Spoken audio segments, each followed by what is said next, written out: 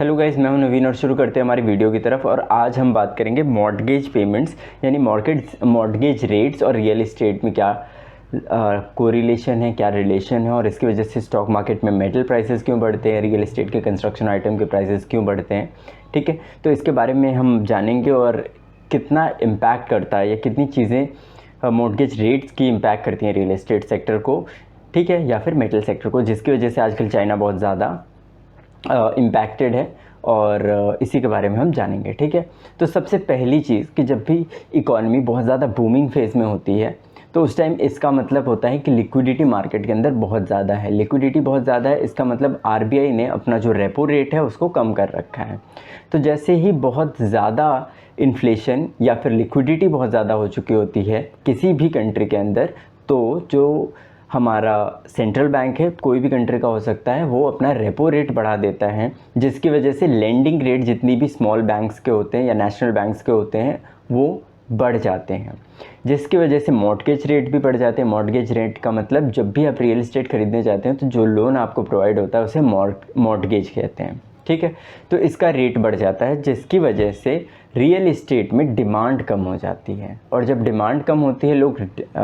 ऐसे real estate properties खरीदना बंद करते हैं, प्लॉट्स खरीदना बंद करते हैं, तो डेफिनेटली वो इम्पैक्ट करेंगे उसके सामान पे, जैसे कि सीमेंट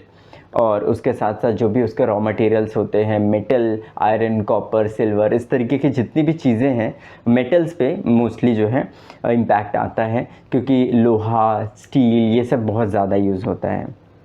ठीक है, तो कॉपर, एल्यूमिनियम, ये सब चीज़ें यूज़ होते हैं कंस्ट्रक्शन के अंदर, तो इनके डिमांड पे भी बहुत ज़्यादा इफेक्ट पड़ता है। वही आप इसका वाइस वर्सा भी सोच सकते हैं कि अगर जो है इकॉनमी बहुत लोअर फेज़ में है, जहाँ से वो उठना स्टार्ट कर रही है, तो रेपो रेट को रिलीज़ किया जाता है, यानी कि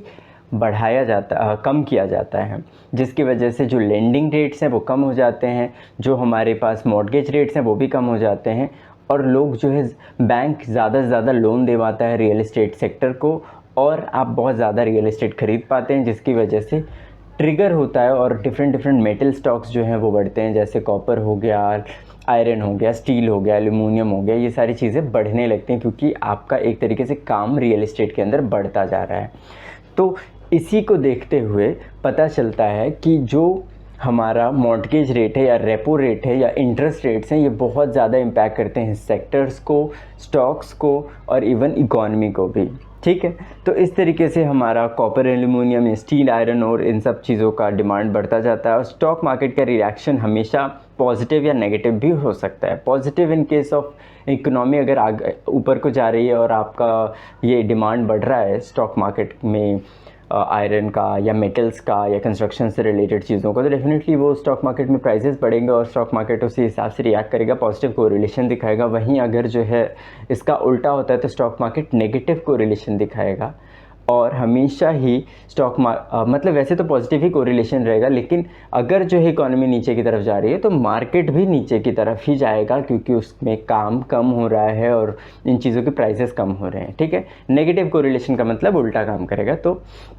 पॉजिटिव कोरिलेशन ही दिखाएगा हमेशा स्टॉक मार्केट। अगर जो इकॉनमी ऊपर की तरफ जा रही है, चीज़ों का प्राइस बढ़ रहा है, तो मार्केट ऊपर जाएगा। वहीं इकॉनमी नीचे की तरफ जा रही है, चीज़ों का प्राइसेस कम हो रहे हैं, तो डेफिनेटली मार्केट भी नीचे की तरफ जाएगा। तो मेटल्स एक तरीके से इंडिकेटर का काम करते हैं, और सबसे पहले वो इंडिकेट करते हैं कि हमारे इकॉनमी में बूम आने वाला है या फिर नहीं आने वाला है। ठीक है, अगर जो है बूम आने वाला है इकॉनमी में, तो डेफिनेटली मेटल सेक्टर जो है बहुत एक अच्छे बूम फेस में होगा, जिसकी वजह से बाकी के जितने सेक्टर से वो बढ़ने लगते हैं। तो अभी क्योंकि इकोनॉमिक में मार्केट स्लो डाउन धीरे धीरे हो सकता है, एक टॉप पे बनाने की कोशिश कर रहा है,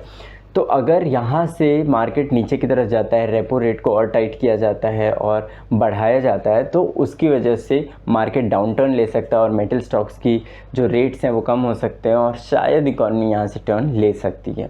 ठीक है, ये ज़रूरी नहीं है कि लेगी ही, लेकिन ये सारी चीज़ें एक आप लोगों को एग्जाम्पल में बताने की कोशिश कर रहा हूँ कि इस तरीके से मॉर्टगेज रेट्स काम करते हैं, इंटरेस्ट रेट्स काम करते हैं। ठीक है, इससे रिलेटेड और भी क्वेश्चन पूछना चाहते हैं तो आप डेफिनेटली कॉल कर सकते हैं या पिंग आउट कर सकते हैं। Thank you so much.